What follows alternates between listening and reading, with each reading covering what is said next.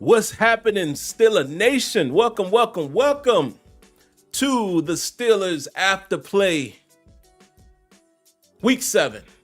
Pittsburgh Steelers versus the Los Angeles Rams, or shall I say, La Pittsburgh. Man, does this team travel? Wow, what a game, and I am not overly excited about this game. I'm going to get into it. You see the title of this video. This offense still bothers me, folks. We'll get into it, but y'all know how I do, man. This is the knee-jerk reaction show for anybody who's new here. This is a quick in and out. You know, I give my thoughts and feelings on how the game went, just knee-jerk reaction. This is before I rewatch. This is before all 22 and all of that. On Tuesday, by the time we do Terrible Towel Tuesday, I will have rewatched the game. Probably still won't have the 22 until I'll have it that day, but not enough time to give it to you guys. In terms of my full analysis. But listen, the Steelers got the W. They got the W, and the Steelers are currently sitting at 4-2. Desperately needed to win if you want to keep up with anyone in the division, because Baltimore 5-2, they got the job done big time against the Lions. The Cleveland Browns came back and won that game, and there you have it. So, yeah, the division it's a little thick. But let's get into it, man. Let's say hello to the early commenters, and then we'll get right into it. Vista Light, Wave Dave, Rel Fax, Lanisha. Hello, Miss Lanisha. Thank you for coming by like you always do, faithfully. Appreciate you coming through. Fellas, make sure you take care of the ladies. Say hello and lay out the red carpet for the ladies. Brian Williams, Y Diggy, CT Pittman, Derp. Hello, Miss Sade in the building as well. What's up, Sade? Fellas, lay out the red carpet. Say hello to the ladies. I'm going to continue to say that each and every time I see one of our lovely lady listeners. The Master of Music, Jordan Mid, Rajon 39. Who else? Ethan, is it Leach? Ethan Leach, Sonny Rothmiller, Kevin Brockenbarrow. San Antonio Hotspur, Joshua Shields, JJ Walker, D-Mac. Hello, Miss Tina. Tina in the building as well. Make sure, fellas, you say hello to the lovely ladies. Galvin Carr, he says, clutch Kenny. I told people stop doubting Kenny. Listen, man, we'll get into that too a little bit. You know how I feel about Kenny Pickett, man. I think he's still growing, and that's all I'm gonna say. Think he's still growing. Eddie Longs. Who else? Susie M. Hello, Susie. Another lovely lady of the chat. Make sure you say what's up, fellas, to the lovely lady. Is it Tizo the Felon? Hopefully I'm saying that correctly. Kel Shavers. Rusky Suck. Interesting name right there. Knight Rider. Lawrence Holcomb. Carlos. Is it Carlos Burgos, 34, Claude Bishop, Last King of Scotland. Okay. Who else? Okay, that's probably good right about there.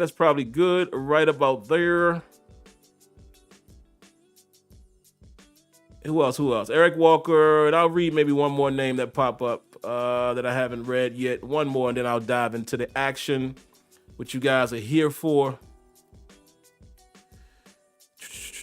Is there one more person that I haven't named yet? There we go. Dominic Finney. All right, man. Appreciate everyone tuning in. Let's get into it. Y'all know my routine. I'm going to give you the first offensive drive. I'm going to give you the defensive series. And then I'm just giving you my key moments and my takeaways. And before I do that, let's say thank you, and shout outs to the Last King of Scotland for the donation. Round of applause.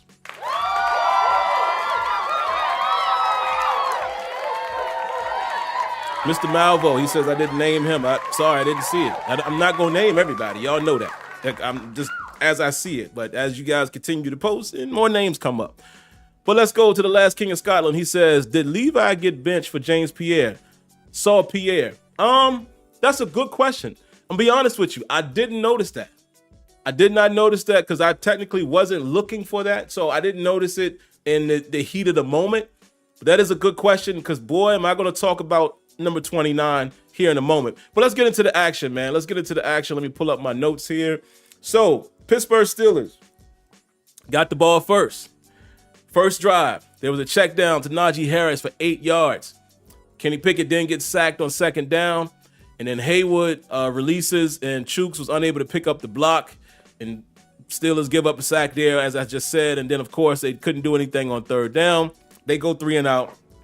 Kenny Pickett gets drilled, leveled on that third down. So the Steelers go 3 and out, something that we have seen much too often, whether it's the first drive of the game or if it's just during the game. We saw a lot of that today until the second half.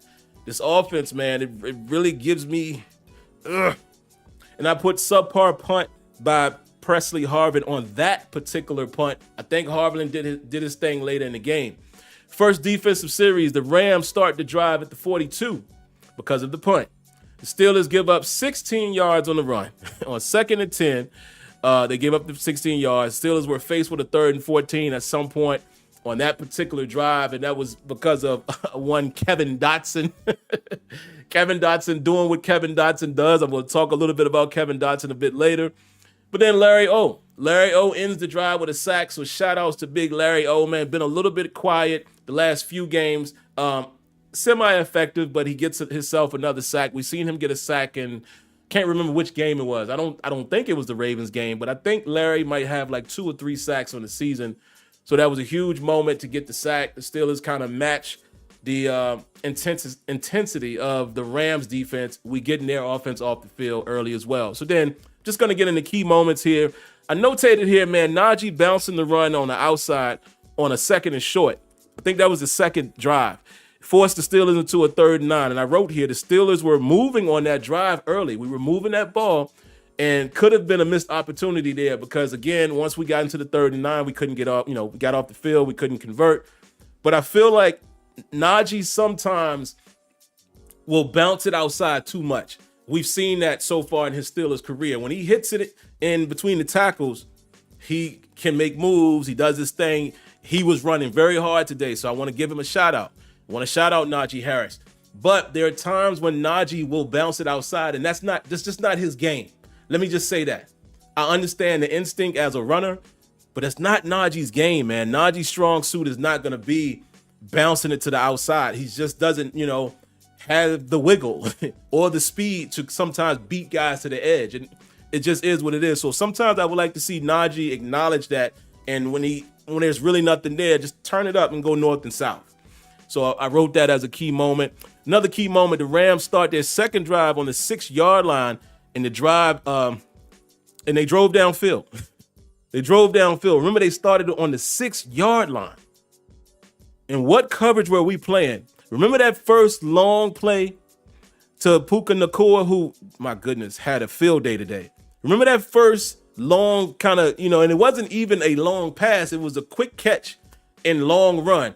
And we saw Patrick Peterson was chasing from his actual corner spot, lined up outside, and we saw him running down to chase Nacua. He's not going to get there. So I really want to know, what coverage was that? Hard to tell just looking at the game. I mean, some of you guys are experts. Y'all claim y'all can. I can't tell off of in the moment. Maybe when I rewatch the game, I might be able to see, but I really will be able to see once I have the all 22. I just want to know what coverage was that had Patrick Peterson from way out there trying to chase an under route. And Nacua, quick catch and run, and quick recognition by Matthew Stafford, and that killed us. That was just a killer play right there. And I wrote right after that, Minka gets a tackle in the backfield on 3rd and 5, forced the Rams into a field goal, and the field goal was missed. Huge moment of the game right there. That was a huge key moment as, again, the Steelers gave up a long catch and run. These guys are driving. They get all the way down, missed the field goal, so the Steelers were able to escape without surrendering points. That was a huge point of the game, man. Great, a huge, significant point of the game right there, in my opinion. Also, the next big point. Pickens is called for a personal foul for the blindside block after the Steelers would pick up a 3rd and 9, and it would have been 1st and goal. Now, I'm just going to give my opinion. I'm not one of those people that try to create my narrative of based off of whatever the rule is, and I'm going to bend the rule for my narrative. Man, I don't always like when they call the blindside block, because to me, Pickett's block to me wasn't completely blindside. If you understand what I'm saying. I understand the letter of the law will say, if you're facing your own end zone, but man, if you're in front of the guy, I mean, you know what I mean? And I don't know.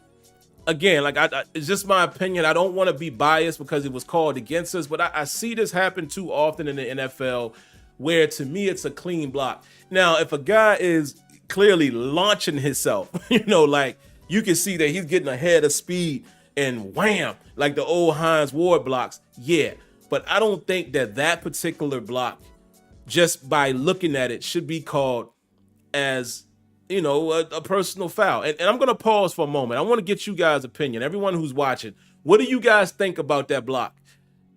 Regardless of what the rule is, what do you guys think about Pickett's block? How his looked? Should that be called a personal foul for any player? For any player. And I'm going to wait for a moment to see what you guys have to say about it. Derp says if Pickens used his back and put his hands up, yeah, of course, if he would have just shielded, I get that. Pickens didn't launch, although it was a good block. I thought so too, Eric. Sade says no. Darren says no. Wave Dave says it was clean, but he didn't have to make it. Yeah, that's true as well. That's true as well. He didn't really have to make it, and he could have just put his hands up. I agree with all of that. D-Mac says, make things a habit. No, it shouldn't unless he lunges. I agree. Daryl says, I think it was a nitpicky call. I agree. I would have called it, to be honest. Why Diggy? Oh, he said I wouldn't have called it. Okay, I agree with that. Lanisha says bad call. Claude Bishop says no, that's football. Yeah, man, I just think, and what Knight Rider said it perfectly here. It wasn't malicious. You know what I'm saying? Like, and again, I'm not being biased because I rep the Steelers. I hate when that is called on players, period. I've watched many games so far this season because I'm just a football watcher. I will be watching the game tonight. Even though, of course, Jalen Hurts is one of my fantasy QB I'm going to watch, of course. But I just watch football, and I hate when those calls are called. It was bad. And I'm going to give y'all another bad call here later that I'm going to talk about later here in the show. But yeah, let's get back to it, man. So, that happened and it negated the 1st and goal. Steelers were forced into a 3rd and 17. And then hold on, let's interrupt myself. Round of applause to Miguel Wood. I appreciate the donation. Ha ha ha. Ha ha ha ha ha. Miguel, I love your comment here, Miguel. Miguel says, this is the first time I don't blame Canada for the offensive struggles. Too many self-inflicted penalties. I can agree with that. And also, there was a lot of non-execution. I can honestly say, too, first watch, it wasn't all Canada. I'll get to it. Let's see. Next up, I was talking about the 1st and goal that got negated. Steelers were in a 3rd and 17. The Steelers were forced to settle for a field goal, and Boswell hits from 53 yards. Man, round of applause to Chris Boswell, bro.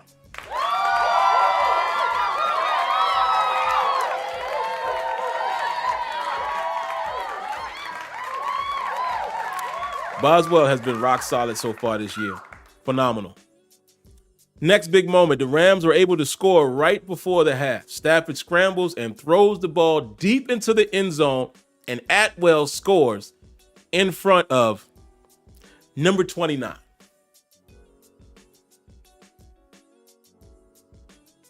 Side note, I was pissed at this moment for 2 reasons. We gave up the touchdown, but also I had Tutu Atwell on my bench. And I was debating on whether or not I should play him because I have a wacky fantasy team, which I'm actually 5-1 right now. But I fell into bad times this draft because I got quite a few Steelers on the team, and it's just because of the way it fell. Right, I didn't intend to do that. It's because of who was left when I was able to pick. So I had the option. I had Najee and Warren. I was going to play Warren as a flex, but I normally play Tutu Atwell in that spot while I play him at wide receiver, because guess who else was on my team who's been on IR? Deontay Johnson. And I know, guys, way too many Steelers. I know. I won't do this the next time, but I told y'all I'm new to fantasy. This is my first year, and it just happened to fall that way. So I had to decide if I was going to go with Atwell, Johnson, Harris, and Warren. I wanted both of them on the field because we're doing that running back by committee thing, and it worked out for me. 2 touchdowns. But I was pissed at this moment because Atwell scored, and he wasn't in my lineup. But anyway, back to the point. Number 29. Let's keep it moving because I'm going to get to him. Second half. Boy. TJ Watt. TJ Watt starts the second half with a pick on Matthew Stafford and almost got into the end zone himself. And the Steelers at that point were able to get closer and closer and closer. And finally, we end the drive with a quarterback sneak by Kenny Pickett. At this point, it is 10-9. And the reason why it's 10-9, again, I told you that Maher, their kicker, had a tough game. Had already missed the field goal, and he missed the extra point on that touchdown that they had right before the half. So very interesting stuff there. So at that point, it was 10-9. Here's another key moment of the game. TJ Watt was offsides and allowed the Rams to continue their drive, guys. And the Steelers would have been off the field. Do y'all remember that? It would have been a 3 and out. We had him in third down, got him off the field, but TJ was lined offsides. At that point, the Rams were able to drive all the way down the field, score, and get the 2-point conversion. And when they went up 17-10 off of that, my heart just jumped right out of my chest. Like, dog, are you kidding me? TJ is our stud, lotto stud. But for him, for it to be called on him, it's like you can't be mad at him because he's TJ, and what he already did in the game. But I was like, we were off the field right there. So that was an extreme gut punch. Next key moment of the game for me was Kenny converts a 3rd and 8 to Deontay Johnson for a huge gain. And right after that, the Steelers were able to finish the drive with the score off of a run with Jaylen Warren. Beautiful stuff, man. Beautiful stuff right there. And then, of course, next big key moment for me was the defense gets off the field with a nice pass breakup by JPJ on 3rd and 3. Steelers put together the best drive of the game. I mean, the best drive of the game. Might have been one of the best drives of the season. There's another drive that I can remember in one of those games before that was kind of like this one. But they put together the best drive, perhaps, of the season, clearly of the game. And they end with a touchdown to Najee Harris. And I will say, Matt Canada did a nice job mixing those play calls up on that drive. Great job, sir. Even the run play designs. Did a great job. And did y'all see this? Did y'all see when Najee scored how big that hole was? But did you see that Dan Moore still didn't touch nobody? What? There was one guy in front of you to block and you ain't touch him. But Najee was able to get in the end zone because the hole was, any of us could have probably scored off of that play. Some quick takeaways, man, and then I will look at the chat and see what you guys got, and then I'll get out of here. Dan Moore got the start over Broderick Jones. There we go again. There we go with that loyalty that Tomlin and crew seem to continue to have. Round of applause, man, to wait, who was it? Just showed up. Darren Covington. Round of applause. Appreciate the donation.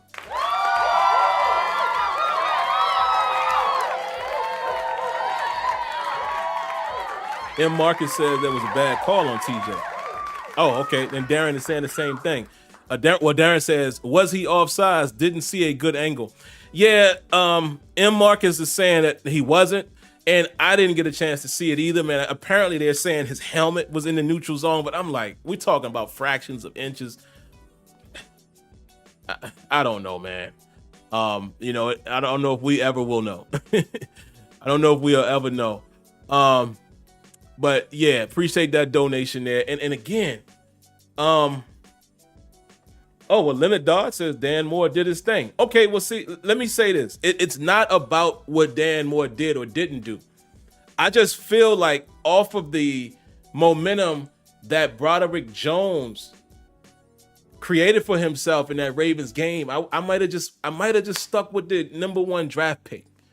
And that ain't a slight to Dan Moore. But again, Tomlin has said plenty of times in his tenure, injuries doesn't always cause guys to lose their job. I respect it. But again, I feel like Broderick Jones is your investment. Go ahead and let him play. But then again, maybe, listen, maybe, just maybe. And again, I'm not taking a shot at Dan Moore. Maybe the coaching staff felt like they felt more comfortable with Dan Moore going against this defensive line, even though he wouldn't see Aaron Donald much, but maybe it had something to do with that. I don't know. I just felt like, me personally, I might would have stuck with my first round investment and just let him, work through it, especially coming off the bye. But I don't know, man. I mean, we could all disagree with that. Dan Moore, I did see Dan Moore do some things, man, in the run game. They were pulling him and stuff. So again, listen, it worked out, right? So this is living proof how I tell you guys, just because I don't agree with the coaches and with certain things, it doesn't mean it was the wrong thing to do. They decided to go with Dan Moore. It worked. I just would like to have seen Broderick Jones continue to play. That's all. Let's get back to it, guys. Where else am I? Another thing that I noticed, this was interesting.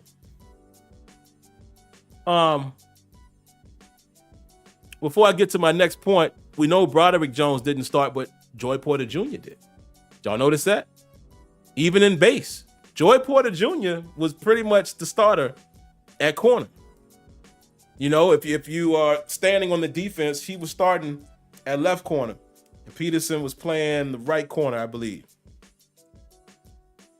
And they may have even flip-flopped from time to time, but most of the time when I looked, again, if you're standing in the back of the defense, so from Minka's perspective, Joey Porter was playing the left side and Patrick Peterson was playing the right corner. And he started. So at least they've done that. Because remember what a lot of us was saying is like, why did so much loyalty? Why won't they just let Joey Porter Jr. play? Looks like they've started that today. And Joey Porter Jr. made 2 big pass breakups. Good tight coverage on Nakua twice in the game. So I was glad to see Coach Tomlin do that. We got another donation, man. Round of applause to Sport 8. Appreciate that.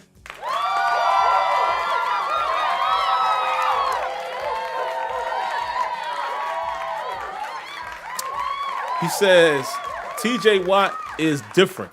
He says, number 29 stinks. Please bench him. The O-line needs to get it together. Pickett to Pickens is really becoming a thing. Tomlin adjusted. Yes, Sport 8. Yes. I'm glad you said that last part because I'm going to talk about that right now, actually.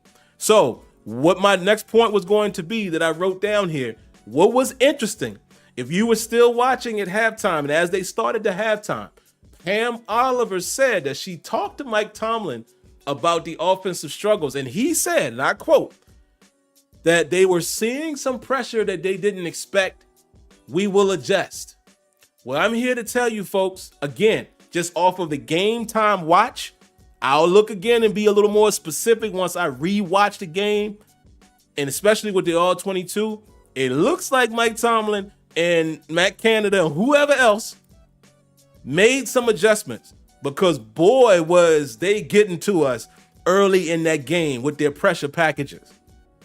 Kenny didn't really have a lot of time. They were confusing the offensive line at times, not being able to pick up this guy, pick up that guy.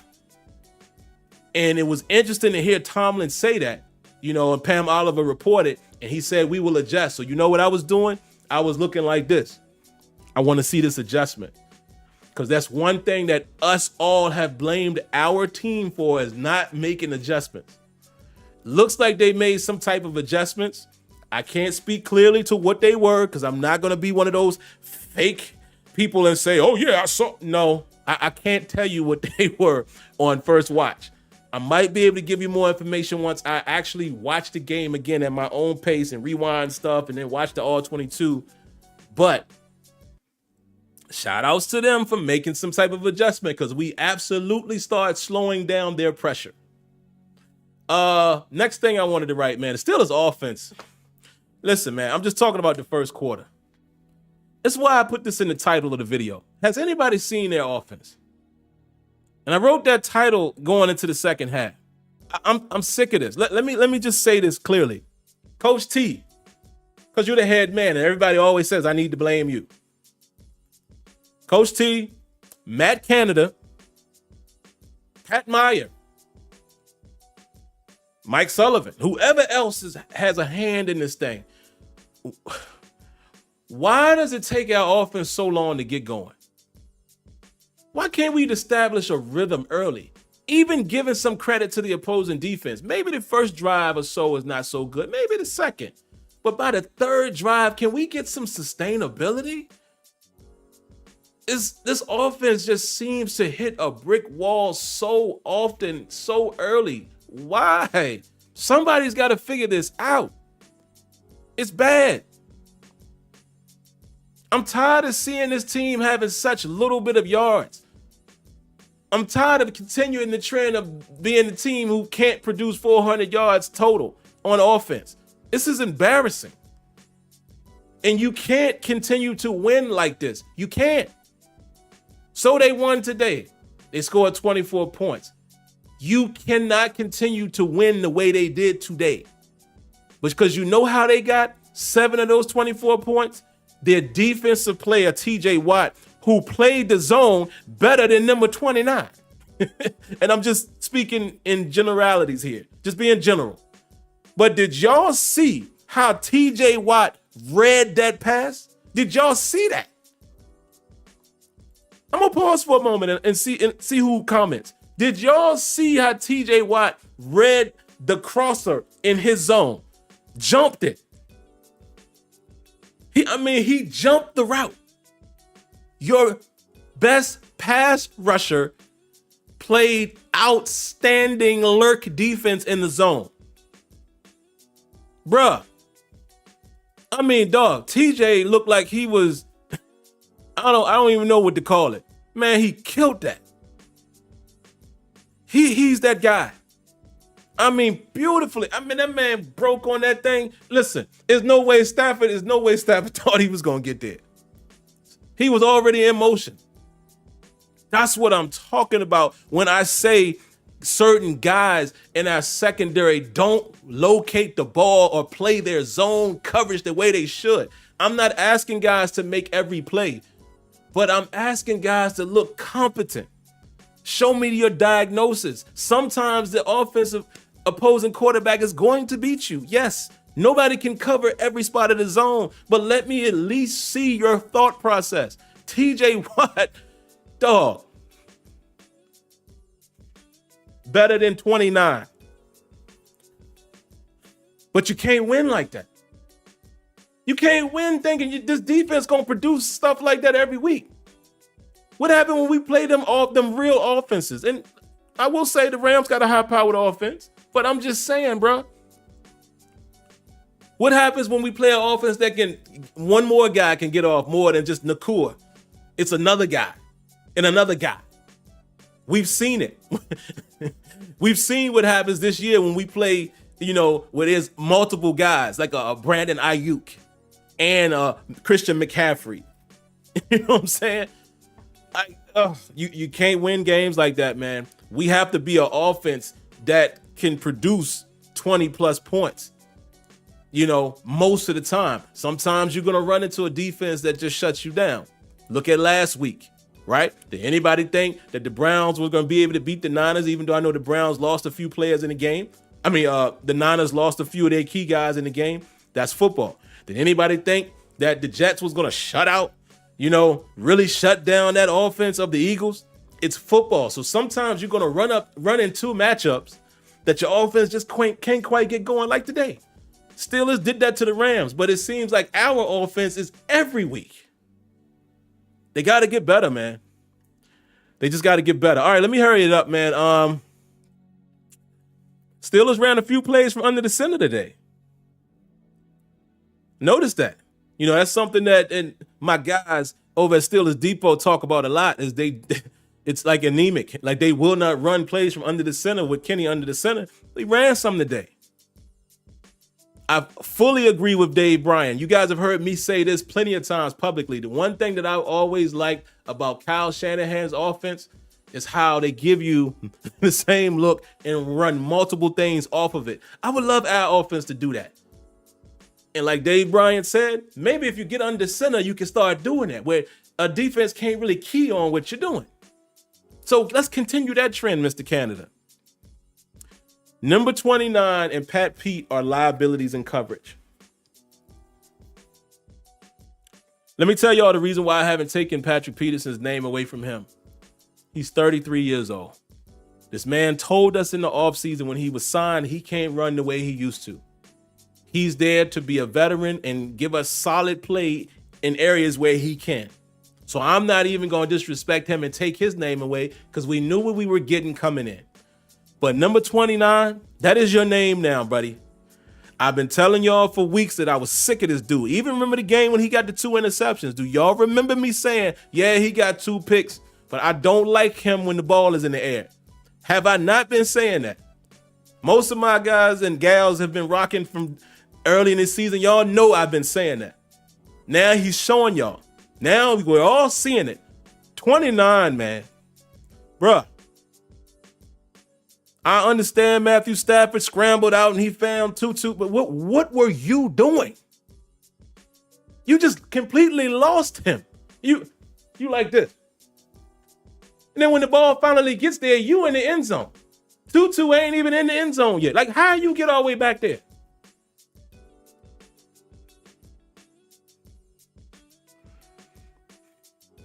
That's an office visit. And I forgot about the office visits. I'm gonna think I'm gonna have to bring the office visits back, guys. I've been forgetting to do that because I'm making the show shorter. But my God, man, number 29 is. I'm sick of him. Sick of him. I'm sick of him. I'm done with that dude. Steelers defense is very shaky against the run, man. I still feel like we give up too many rush yards on first down.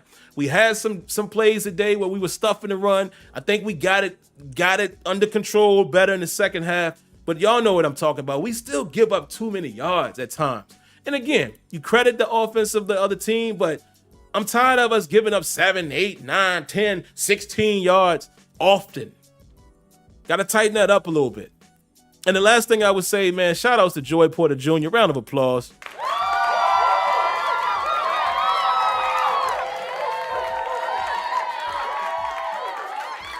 Joey Porter Jr. made good, significant, I guess you call them PBUs, against Puka Nacua.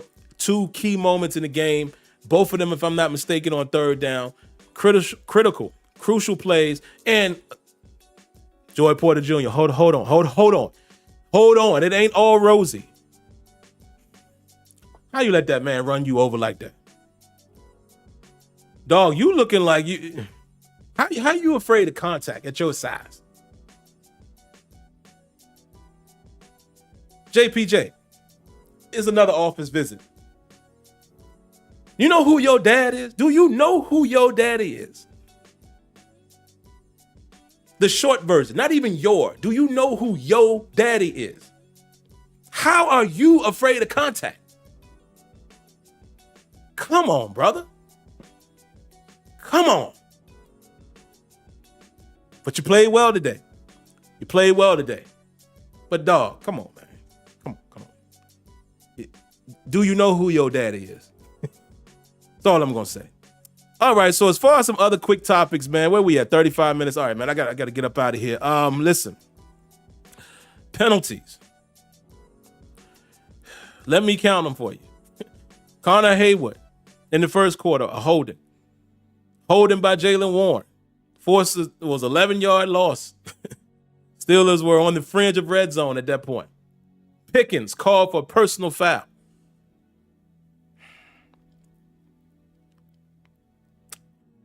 Hold on. I'm going to get there.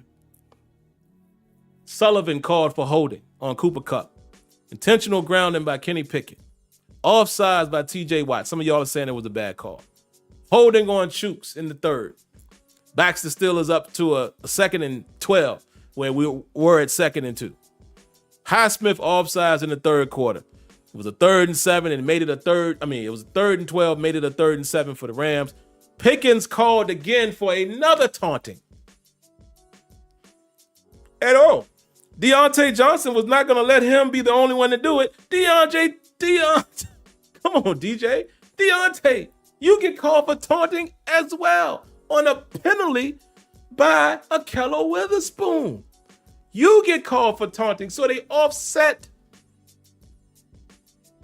Incidental contact by Patrick Peterson late in the fourth quarter. But let's get back to Deontay and George Pickens, because again, I continue to see people say that penalties is coaching. That's interesting, because we say every week that George Pickens, and I've said this about George Pickens, I love this guy's motor, his skills, the way he catches the ball. This guy's a freak. But he got to control himself. Have I not been saying that weekly? He continues to chirp. And lo and behold, who did we see after that first penalty that he got with the block, the blindside block? We saw Mike Tomlin doing like this to Pickens and Deontay, coaching them up. Because people always say he's a cheerleader. He don't be in their face. And they pan to Tomlin quite often in this game after a penalty, and when he showed his frustration or showed him talking to his players. So again, I'm not sitting here being advocate. I'm just saying sometimes y'all's opinions is off the wall. It be ludicrous. Penalties to me is an individual infraction. I understand when people say a team is undisciplined, they want to throw it on the coaches and the coaching staff. I'm sorry. As again, someone who's played sports, that's personal infraction. That's just my opinion. And this team had a bunch of them today. I just don't understand. But again, George, I love you, but you got to get that under control, buddy. And by the way, that wasn't no pass interference on Akello Witherspoon. I told y'all I call it fair. You could call it because Akello's back was turned, but I do agree with what the commentator said when he kind of lunged this way. Akello was expecting the ball to come somewhere else. I don't think he impeded Deontay on that play. So I'm going to be fair and say I don't think that was PI. I don't. Hear me say another thing. So many people I saw in the chat recently after the corner struggled last week or whatever week that was, man, we should have never left Akello. We should have never let him go. Really? And George Pickens just put him in his pocket today? It's funny how people always claim that these players leave the Steelers and they just become superstars elsewhere. Everyone's falling in love with the the PFF rating of Kevin Dotson. We should have never got rid of him. Look at the offensive line now. Well, guess what? Kevin Dotson did what he did with the Steelers in the first quarter. He got a holding penalty. That is why the Steelers didn't re-sign him or keep him, whatever. I can't even remember if they released him or traded him. I think we traded him, Yeah. That's why they traded him to the Rams, because he had the most penalties last year. I think he led the NFL. So people, again, I respect everyone's opinion, but sometimes I'm going to challenge when anybody spews things that are just speculatory. And I expect y'all to do that to me too. I'm open to that. But it's funny to me, like all you got to do is hear that somebody's playing well. Oh, the Steelers. And again, has it ever occurred to anybody that the blocking scheme is different in LA with the Rams than it was with the Steelers? Kevin Dotson is Kevin Dotson. And he did what he did with us again in this game. He got a holding penalty, but I think he might have played pretty well. I wasn't paying too much attention to Kevin Dotson today. I'll take a look when I see the film. But y'all acting like our offensive line would be so much better with Kevin Dotson. Stop, man. Stop. Please. Y'all got to cut it out. That offensive line, man, they have to they got to come together, man. I saw Thiamalu not looking too great at moments of the game. I will say he's going against Aaron Donald. I'm definitely going to be intently watching now that I know the results of the game. When I rewatch the game, even before I get to all 22, I'm going to just look at the O-line. I want to see how Mason Cole played, and I want to see how Thiamalu played, because I did see a time or two where Aaron Donald was giving him the work. It's Aaron Donald. But regardless, I'm still going to say the offensive line got to get a little bit better. Today, I think that was the worst part of our offense, was the O-line and lack of execution. It was not Kenny Pickett. It was not Matt Canada.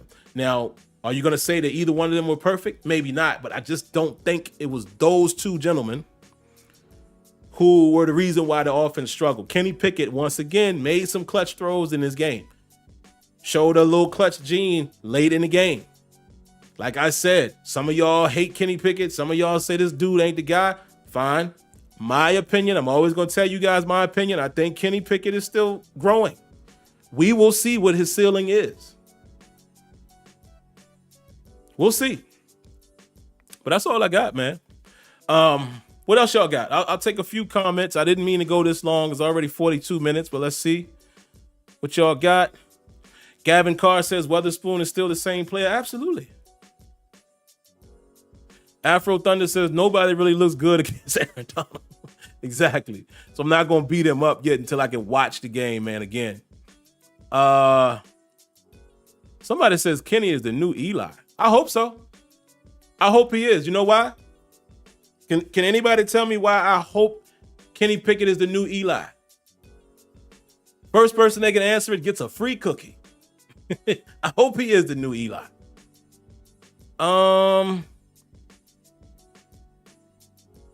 Gavin says he believes in Kenny and never doubted him. Cool. My man, Steel City Film Room says, I think Kenny late in that game showed what he can do with a run game. Good receivers and good enough play call. There you go. There you go, Steel City. Look, Steel City said, yeah, Eli won 2 Super Bowls. Exactly. And how many Super Bowls did the next question, next quiz? How many rings did Ben Roethlisberger win? Anyone? How many rings does Big Ben have? Wow. And again, I don't know if the comment was meant this way, but some people would say that comment was a slight because we're saying Eli. But hey, if that's what we get out of Kenny Pickett, 2 Super Bowls, and our Hall of Fame quarterback who retired also only has 2, I'll take it. I would take it with a heartbeat. Quick, fast.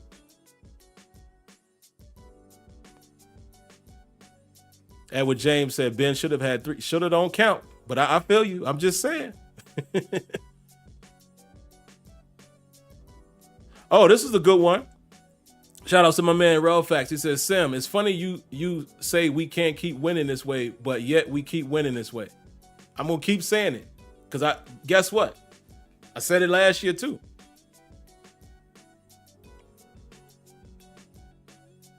I said it last year too. Even though the Steelers went 7-2 down the stretch, I don't think this style of Steelers play beats the big boys in the AFC. That's just my opinion. And I'm open to being wrong. But be honest. Do most of you guys go into each week thinking we're going to win? I do not. I don't. But I will be at the game Sunday. I will be at the Jags game, taking my son to his first game. I will be there. I'll talk more about that on Tuesday, as well as maybe on the Before Play show. I'll tell you guys more about it. But I don't even have confidence going against the Jags. I'm going to allow my son to enjoy his first game, but I have no expectations because I don't know what Steelers team. And that's sad. That's sad. Yes, Steel City, the Jags are good. So I don't know how it's going to turn out. But all right, man, I'm going to go ahead and get out of here, man. This went up way longer than I expected, but I'm going to go ahead and go. But before I do, man, if you guys enjoyed the video, please, please, please do this right here. Boom. Hit that like button, subscribe to the channel, and turn on your notifications, man. Please do that. Please do that. Also, one other thing I want to put on display here. Tuesday is when you can call in. Right there. 619-924-0818. That's when I open the phone lines up to Steeler Nation. I want to hear your thoughts, concerns, questions, complaints, whatever you got. Make sure you be around. You come around on Tuesday at 8 p.m. Eastern time, and we'll have live calls. I look forward to hearing what you guys have to say. But all right, man, I'm going to go ahead and get up out of here. I appreciate you guys. Love you guys as always, man. Like always, thank you for tuning in. Stay safe. Stay healthy. God bless. Good night. And hey, here to another Steelers win, sitting at 4-2, even though I don't know how they did it. Catch y'all in the next one. Peace.